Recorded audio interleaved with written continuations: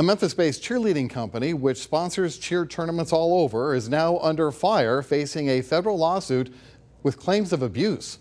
Rebecca Butcher joins us now with more details from this lawsuit. Rebecca. Well, Richard, for many, the global company Varsity is cheer. The lawsuit alleges that underage athletes face physical, emotional, as well as sexual abuse, while Varsity, along with others, allowed it. Allegations against Memphis-based company Varsity Spirit. This is something that's happening all around the country.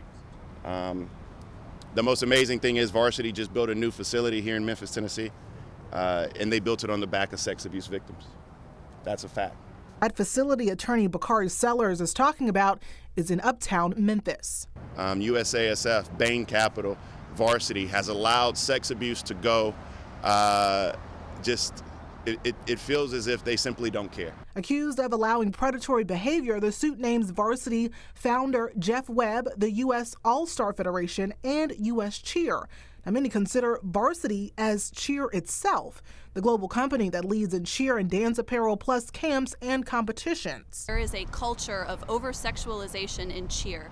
In the case of USA Gymnastics, I think Bakari has said this before, Larry Nassar was one person. We have reason to believe that there are people like Larry Nassar, that there are predators in gyms all across the country. Court documents accuse several Varsity-affiliated coaches and representatives of sexual abuse. These gyms are what are called member gyms, and they are, again, ill-equipped to handle the reporting process. And instead, if any report comes forward of any kind of inappropriate conduct, misconduct, for instance, that report is directed to USASF.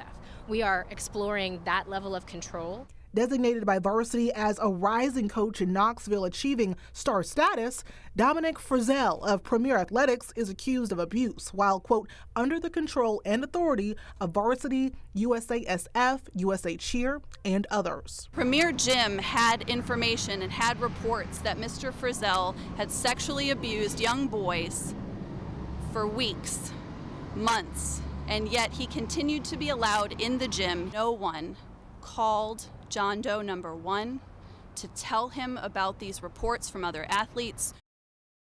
And in response to the lawsuit, USA Cheer sent ABC 24 this statement saying, what is alleged to have occurred is tragic and we are heartbroken for any victims of abuse. Sexual abuse and misconduct in all forms is reprehensible and has no place in sport or society. USA Cheer will continue to work with the entire cheer community and all relevant agencies to rid it of bad actors and hold those responsible to account.